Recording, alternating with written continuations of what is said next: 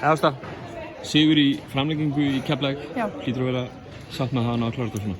Já, ég er mjög ánægð. Við erum náttúrulega búin að taka hérna 2 leiki viðar bara í bikarnum og svo deildinu og tapa með, þú veist, meðaltal 25, þannig að þetta er mjög gott að ná sigri hérna í kvöld, sko. Já.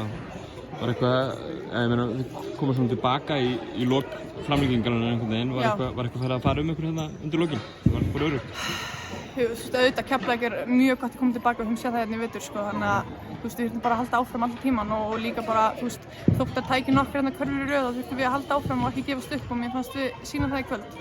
Og náttúrulega sagan endaleysa með að þið eru með meddaleikmenn og það eru svona, þú veist, kannski ný hlutverk hjá mörgum leikmennum hjá Val. Sáum hérna, það eins og þér inn í teiknum og svo Hallveig að skora fullt af stigum. Hvernig finnst þér liðið svona að vera að díla við svona?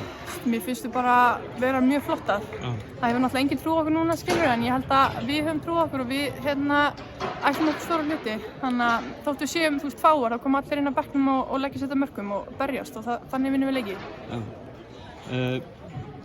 Pakkinn sem er svona þessi 5 efstu lið, nú eru þið Íslandsmeistarar og það virðist vera svona 5 lið sem eru berjast um 4 sæti. Það deildin ekki svolítið svona sterk við toppinn ákveðið núna? Jú, ég myndi segja það, sko. Það er alveg erfitt að ákveða eitthvað eitt lið sem er ekki að fara að komast. Þannig að, þú veist, bara hver einasti leikur skiptir gríðarlega miklu máli. Fáðu frí yfir helgina úr VÍS-bikarkeppninni og leikur næsta miðvikudag. Hvernig líst þér á næstu umferð?